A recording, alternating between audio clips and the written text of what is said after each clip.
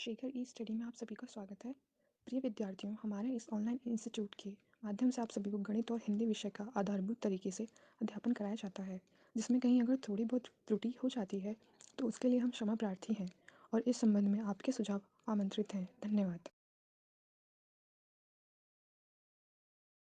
Hello दोस्तों, मैं शिखर स्वागत करता हूं आपका अपने YouTube channel Shikhar study point पर। दोस्तों, UP triple S C PT 2022 के अनुसार आपके गणित का पाठ्यक्रम चल रहा था, जिसमें हम पूर्ण संख्या संबंधित टॉपिक को देख रहे थे। इसके 7 पार्ट आ चुके हैं, उसी क्रम में आज पार्ट 8वां होगा। ठीक है, ये आपके सामने पूरा पाठ्यक्रम दिया हुआ है। आपको पीटी में इतने नंबर को गणित मिलेगी। ठीक है, ये एक निर्णायक भूमिका होगी, ये आप जानते हैं। आपकी परीक्षा भी 18 सितंबर निर्धारित है, इसलिए आपकी तैयारी अब मजबूत तरीके से होनी चाहिए।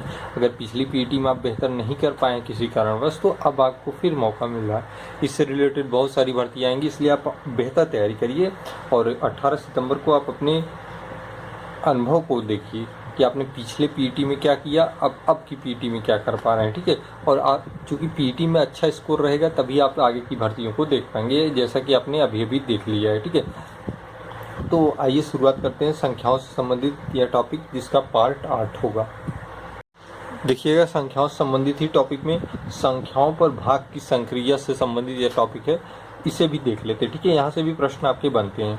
हालांकि आपने भाग विधि तो भाग देने की प्रक्रिया तो बहुत पहले ही सीख ली है, लेकिन एक तरीके से मैं इसको समझाने का आपको प्रयास करूंगा। ठीक है, जैसे हम देते हैं 6 में 3 से भाग। ठीक है, 6 में हम 4 से भाग दें। ठीक है, 4 से, तो 4 1 में 4 जाएगा, यहाँ 4 लिखते हैं, कितना बचता है 2।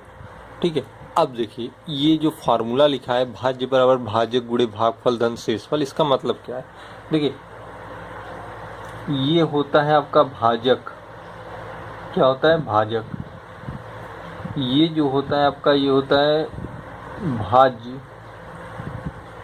ठीक है, और ये जो होता है वो होता है भागफल। ध्यान से समझिएगा। ठीक है, और ये जो होता है ये होता है शेषफल। तो अब आप इस फार्मूले को समझ पा रहे होंगे क्या कह रहा है। ये भाजक होता है, जो यहाँ की संख्या होती है वो भाजक होती है। ये वाली जो मूल संख्या होती है जिसमें हम भाग देते हैं वो भाज्य कहलाती है। जो भाग जाता है उसे भागफल कहते हैं, जो बचता है उसे शेष कहते हैं। ठीक है, जैसे हमें दे दे कि, देखिएगा, अगर दे दे कि हमारे पास भाजक 7 है, भागफल 2 है और शेषफल 6 है, और आपसे पूछ दे कि भाज्य क्या होगा, इसका भाज्य क्या होगा। ठीक है, मान लीजिए मैं इस फार्मूले को बताने का प्रयास कर रहा हूँ। ठीक है, ताकि आपको समझ में आए कि फार्मूला कहना क्या चाहता है। भाज्य बराबर भाजक गुणे भागफल धन शेषफल आगे कैसे प्रश्नों में लगेगा मैं आपको अभी भी बता रहा हूँ। ठीक है, आगे आपको प्रश्न ही मिलेंगे, लेकिन पहले आप फार्मूले का मतलब समझिए।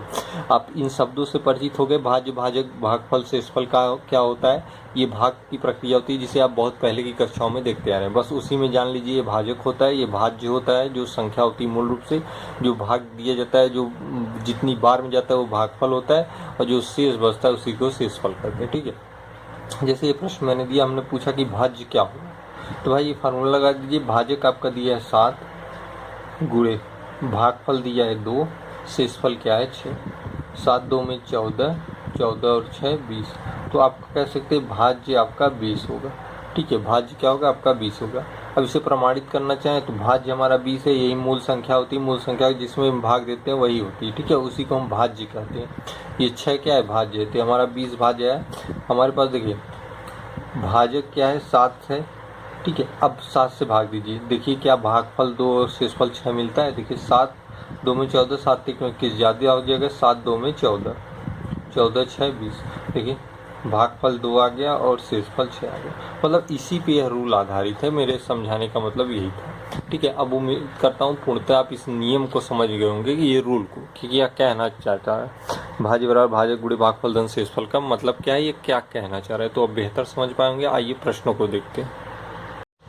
देखिएगा, प्रश्न है, यदि किसी संख्या को 361 से विभाजित किया जाए तो शेषफल 47 रहता है। यदि उसी संख्या को 19 से विभाजित किया जाए तो शेषफल कितना रहेगा। ठीक है, ये प्रश्न पूछ रहा है। तो इस फार्मूले को आप अगर जानते रहेंगे तो और बेहतर कर पाएंगे। यदि किसी संख्या मतलब ये क्या है, मैंने कहा ना, जो मूल रूप से संख्या होती है वही भाज्य होती है। ठीक है, वही क्या होती है, भाज्य होती है। तो ये किसी संख्या को 361, हमें भाज्य पता नहीं, किसी संख्या मतलब भाज्य पता नहीं, मान लीजिए भाज्य m है। ठीक है, 361 से विभाजित मतलब क्या है, भाजक है। भाजक क्या है, 361 है।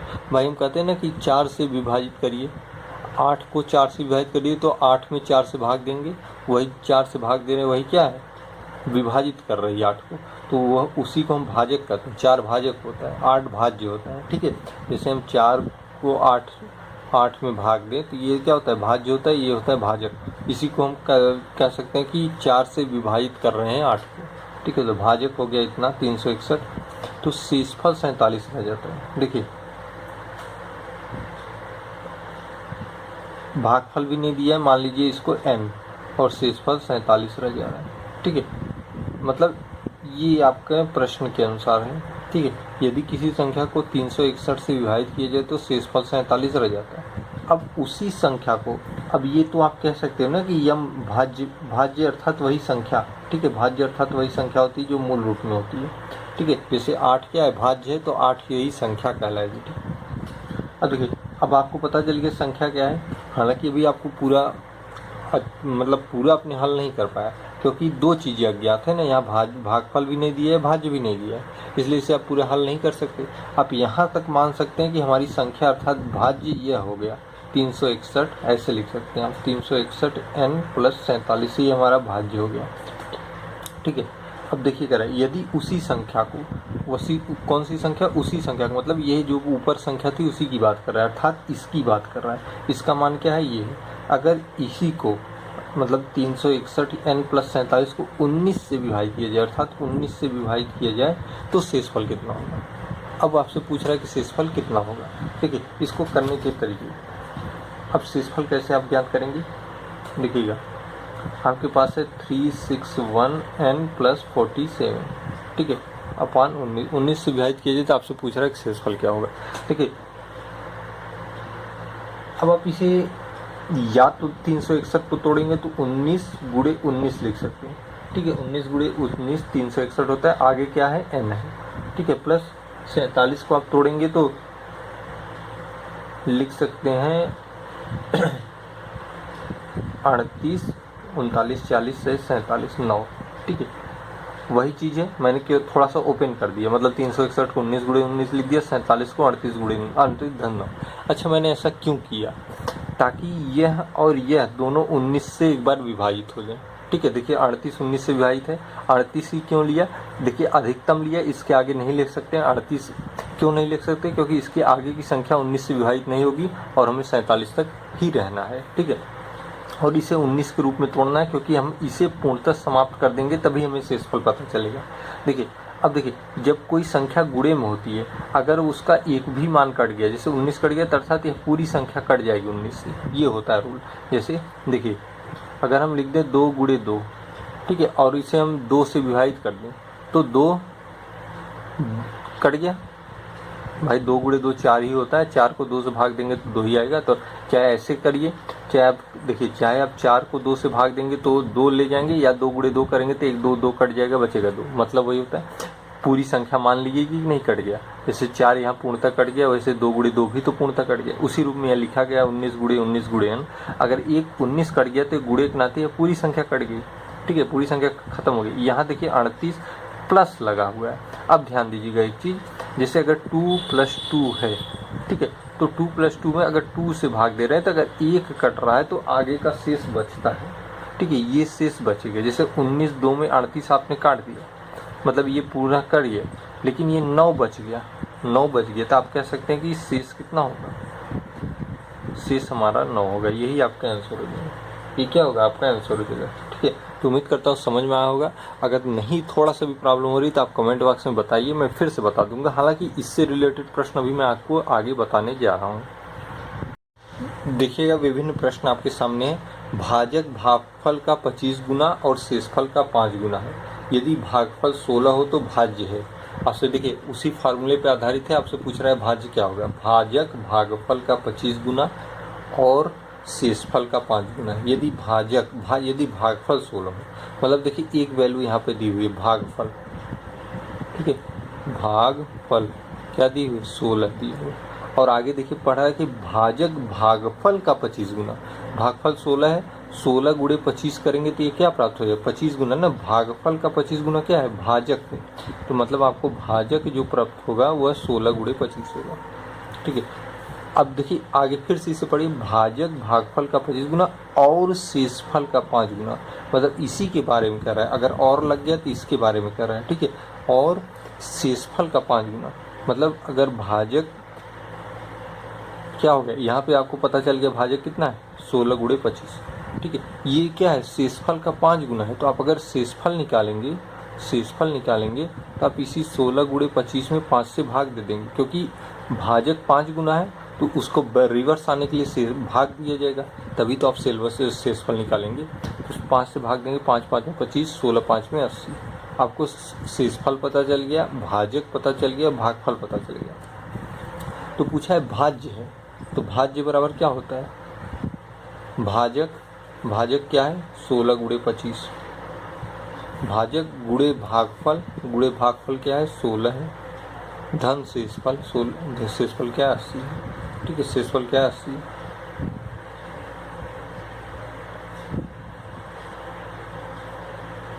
अब देखिए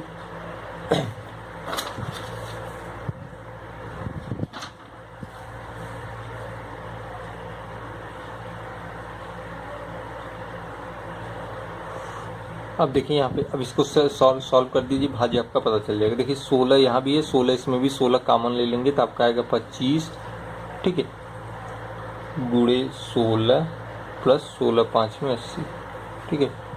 तो 16 5 में 80, 16 2 में 32, 32 8 40, 400 धन 5 हो गया, ठीक है। अब इसी का इस 16 का चाहे गुणा कर दे, थोड़ा सरल हो जाएगा, 16 4 में 64 होता है, 6400 प्लस 16 5 16 80 हो जाएगा, अगर आप जोड़ देंगे तो 6480, ये आपका भाज्य आपका पता चलेगा, ठीक है। भाज्य क्या हो गया आपका पता चल गया ना कितना है। कैसे कैसे मैंने किया, मैंने देखिए जैसा आपका प्रश्न था उसी अनुसार मैंने किया। भागफल देखिए यहाँ पे 16 दिया हुआ है, आपसे कहा है भाजक भागफल का 25 गुना है, जब भागफल 16 है तो भाजक क्या होगा 16 गुणे 25, 25 गुना है। अगर और शेषफल का 5 गुना, इसी के बारे में कह रहा है कि यही शेषफल का 5 गुना है, तो हम शेषफल निकालेंगे तो भाजक बटे 5 कर देंगे। भाजक क्या है 16 बटे 25, 16 गुणे 25 बटे 5, 5 क्यों किया, क्योंकि ये भाजक जो है शेषफल का 5 गुना है, ठीक है। उसी को रिवर्स करेंगे तो भाग हो जाएगा 5 का, ठीक है, काट दिया, आगे आपका शेषफल 80। अब हम उस रूल को लगा देंगे, भाज्य बराबर भाजक गुणे भागफल धन शेषफल, उसको लगा देंगे तो आपका भाज्य पता चल जाएगा 6480, ठीक है। इसी प्रकार से प्रश्नों को सॉल्व करेंगे। आइए अगला प्रश्न देख लीजिए। देखिएगा एक प्रश्न यहाँ है, एक 6 अंकों वाली संख्या की, एक कोई संख्या है जिसके 6 अंक है। मैंने कल ऐसा प्रश्न आपको बताया था, हालांकि फिर आ गया, फिर देख लीजिए 1 2 3 4 5 6, ये 6 अंक हैं वाली संख्या की समस्थान देखिए, चाहे इधर से लीजिए चाहे इधर से लीजिए, क्योंकि ये विभाज्यता के नियम पे कार्य कर रहा है, और जो ये कह रहा है ऐसा 11 के विभाज्यता के नियम में आपने देखा था। तो समस्थान यहाँ से ले सकते हैं, 1 3 5, ये विषम हो गया, सम 2 4 और 6, 2 4 6 सम हो गया, 1 1 3 5 विषम हो गया, ठीक है। अब देखिए यहाँ कह रहा है कि सम स्थानों के अंकों का योग 9 है तथा विषम स्थानों के अंकों का योग 20 है। ऐसी सभी संख्याएं किससे विभाजित होंगी, अगर इनका अंतर निकालेंगे तो 20 और 9 के बीच 11 का अंतर है, तो ऐसी सभी संख्याएं 0 या 11 से विभाजित होंगी, ठीक है, विभाजित होंगी किससे 11 से। आप 11 का आंसर ले सकते हैं, ठीक है। तो हमेशा ध्यान दीजिएगा कि आपके विकल्प, चूंकि ये विकल्प पर निर्भर है ना, तो आप कह सकते हैं जो 11 बच रहा है तो जाहिर सी बात है 11 है तो 11 से ही विभाज्य होगी, ठीक है। तो चाहे आप 0 ले लें या 11 ले लें, तो ऐसी सभी संख्या 11 से विभाज्य होंगी, ऐसा आपका आंसर हो जाएगा, ठीक है। तो विभाज्यता का नियम चूंकि मैं पूरा पढ़ा चुका हूँ, अगर आपने अच्छे तरीके से उसे सीखा होगा तो एक भी प्रश्न आपका गलत नहीं होगा, चाहे आपको ये न लग पाए कि हार्ड है। हार्ड कुछ नहीं, बस आप इस प्रक्रिया को समझ जाइए। प्रक्रिया को समझेंगे बहुत आसान हो जाएगा। और प्रश्न कैसे पूछता है वो सारे प्रकार मैंने बता रखे हैं, ठीक है। और आपके सामने ही प्रश्न सॉल्व हो रहे हैं। उम्मीद करता हूँ बेहतर आपको समझ में आ रहा होगा। देखिएगा कुछ प्रश्न इन्हें भी देख लेते हैं, फिर एक प्रश्न मैं आपको दूंगा जिसको सॉल्व करके आप इसका कमेंट बॉक्स में उत्तर बताओगे, ठीक है। जैसे यदि किसी संख्या को 133 से विभाजित किया जाता है, मतलब एक संख्या है उसे 133 से विभाजित किया जाता है, ठीक है, तो मतलब ये भाजक है, तो शेष 21 बचता है। शेष क्या बचता है? 21 बचता है। अगर ये भाजक है तो भागफल भी कुछ होगा। भागफल दिया नहीं है, हमने m मान लिया। देखिए ये प्रक्रिया मैंने बता दी है ऊपर, इसलिए मैं यहाँ डायरेक्ट कर रहा हूँ, ठीक है। तो इसके पहले वाला जो सबसे शुरू में मैंने प्रश्न बताया था, अगर आपने उसे भी समझ लिया है तो इसे समझ पा रहे होंगे कि मैंने कहाँ से लिखा है इसे, ठीक है। ये देखिए ये जो है आपका पूरा भाज्य है। भाज्य मतलब होती है मूल संख्या, ठीक है। भाज्य बराबर भाजक है। देखिए 133 से विभाजित किया जा रहा है अर्थात भाजक।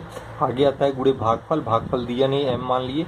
धन शेषफल, ये रूल होता है। भाज्य बराबर भाजक गुणे भागफल धन शेषफल, उसी के अनुसार लिखा गया। शेष होता है यदि उस संख्या मतलब जो ये संख्या ऊपर दी है उसी के बारे में बात करें, अर्थात हमने भाज्य मतलब ही मूल संख्या होती है, अर्थात भाज्य बराबर जब इतना है तो यही आपकी मूल संख्या होगी, अर्थात 133 m + 21, ठीक है।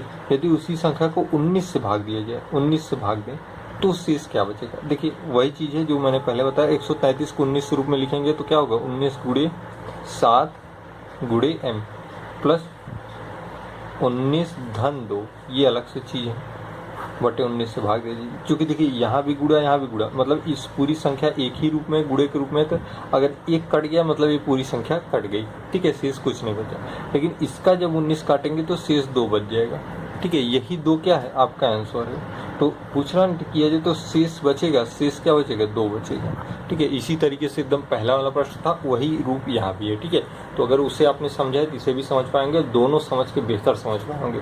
तो उस अनुसार आप इस प्रश्न को लगाइएगा और इसका आंसर मुझे कमेंट बॉक्स में अवश्य बताइएगा। आज का पार्ट थोड़ा छोटा होगा, मिलते हैं अगले पार्ट में।